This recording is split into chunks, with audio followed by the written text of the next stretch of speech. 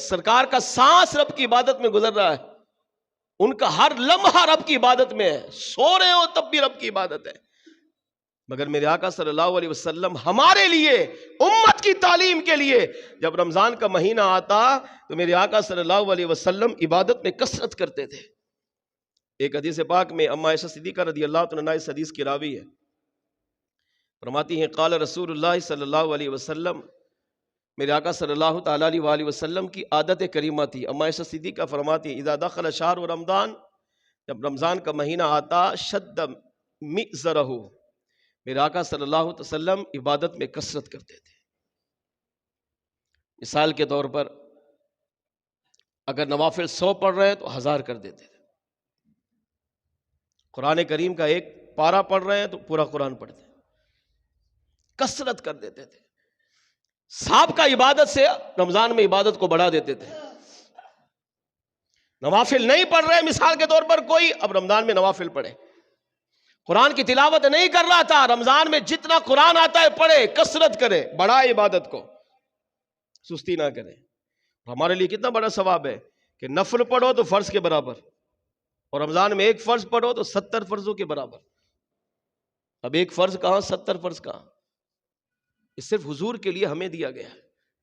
اور آقا صلی اللہ علیہ وسلم اما عائشہ کیا فرما رہی ہے، شد مئزرہ، عبادت میں کثرت کرتے۔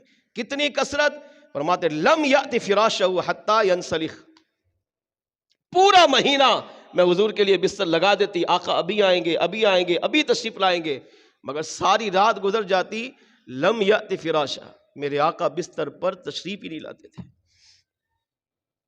پورا مہینہ انتظار کرتی، آقا آ جائے آ جائے آرام کر لے، مگر سرکار بستر پر تشریف نہیں لاتے۔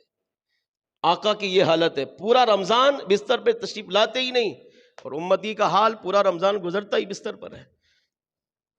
ایک اور حدیث پاک سنیے، اما عائشہ صدیقہ رضی اللہ عنہا اس حدیث کی راوی ہے، فرماتی ہے کان رسول اللہ صلی اللہ علیہ وسلم اذا دخل رمضان، میرے آقا صلی اللہ علیہ وسلم کی اپنی حالت کیا ہوتی تھی؟ فرماتی ہے جب رمضان کا مہینہ تشریف لاتا تغیر لونہ، سرکار صلی اللہ علیہ وسلم کے مبارک چہرے کا رنگ بدل جاتا ہے۔ آقا صلی اللہ علیہ وسلم جس طرح پہلے نارمل حالت میں رہتے تھے، رمضان کے مہینے میں چہرے مبارک کا رنگ بدل جاتا تھا، ہر وقت رب کا خوف طاری ہو جاتا۔ کیا کرتے تھے؟ کثرت صلاتہ، پہلا کام، چہرے کا رنگ بدل جاتا تھا۔ کیا کرتے اس پر؟ نماز میں کثرت کرتے۔ یہی ہمارے لیے تھا کہ امتی بھی نماز میں کثرت کرے، نماز کو بڑھائے، نہیں پڑھ رہا تو پڑھنا شروع کرے، پڑھ رہا ہے تو پابندی کرے، نوافل نہیں پڑھ رہا نوافل کی کثرت کرے، تراویح پڑھے، رمضان میں جتنا ہو سکے رب کی عبادت کرے اپنی طاقت کے مطابق۔ نمبر 2، وابتہل فی الدعاء، دعا میں گڑ گڑاتے ہیں۔ عام طور پر بھی گڑ گڑاتے تھے، روتے تھے، مگر رمضان میں سرکار کی حالت ایک الگ ہی ہوتی تھی، گریہ زاری کرتے تھے، اتنا روتے کہ بعض اوقات مبارک داڑھی آنسو سے تر ہو جاتی تھی، بعض اوقات مبارک مصلی آنسو سے تر ہو جاتا تھا۔ کس میں؟ رمضان میں۔ تیسری چیز فرماتی ہیں وشفق من، اور رب کا خوف اپنے اوپر طاری رہتے، ہر وقت اللہ کے خوف کو طاری رکھتے تھے، اللہ کی بارگاہ میں حاضری سے ڈرتے تھے۔ یہ امت کے لیے تھا۔ مصطفیٰ جان رحمت کو کیا خوف ہے؟ انہوں نے تو امت کی بخشش کروانی، امت کی تعلیم کے لیے تھا کہ امتی بھی رمضان کے اندر یہ 4 کام کرے، اس کا رنگ بھی بدلا ہوا ہو کہ نہ جانے میرا کیا بنے گا، میرا تو لمحہ لمحہ رب کی نافرمانی میں گزرا ہے، اب پتہ نہیں میری بخشش ہوگی یا نہیں، یہ سوچ کر اس کے چہرے کا رنگ بدلنا چاہیے۔ اب میری مغفرت ہوئی یا نہیں ہوئی، عشرہ مغفرت آیا چلا گیا، پتہ نہیں میں بخشا گیا یا نہیں، یہ سوچ کر اس کے چہرے کا رنگ بدلنا چاہیے۔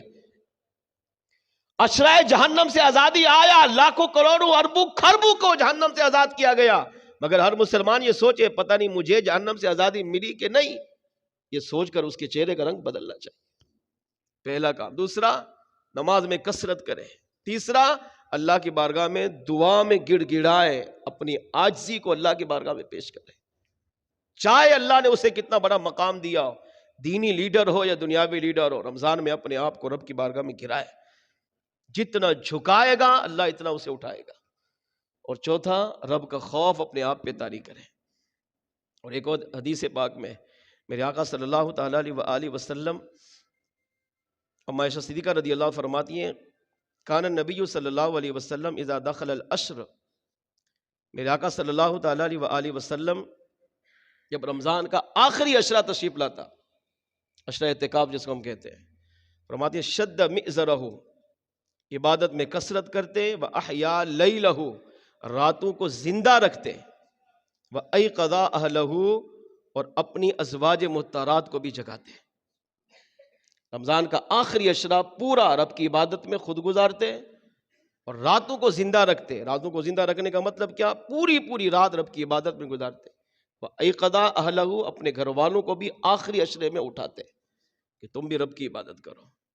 اور آخری عشرے سے کتنی محبت تھی، ایک حدیث پاک میں ہے، اما عائشہ صدیقہ رضی اللہ عنہا اس حدیث کے راوی ہیں، فرماتی ہے کان رسول اللہ صلی اللہ علیہ وسلم یجتہد فی عشر الاواخر ما لا یجتہد فی غیرہ، میرے آقا صلی اللہ تعالیٰ علیہ وآلہ وسلم رمضان مبارک کے آخری عشرے میں اتنی عبادت کی کوشش کرتے، اتنی عبادت کی کوشش کرتے کہ اس سے بڑھ کر ہم نے حضور کو کسی اور میں عبادت میں کوشش کرتے نہیں دیکھا، حالانکہ ان کا ہر لمحہ رب کی عبادت میں گزرا ہوا ہے۔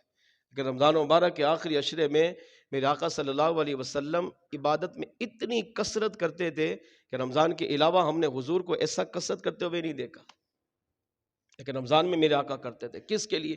امت کی تعلیم کے لیے۔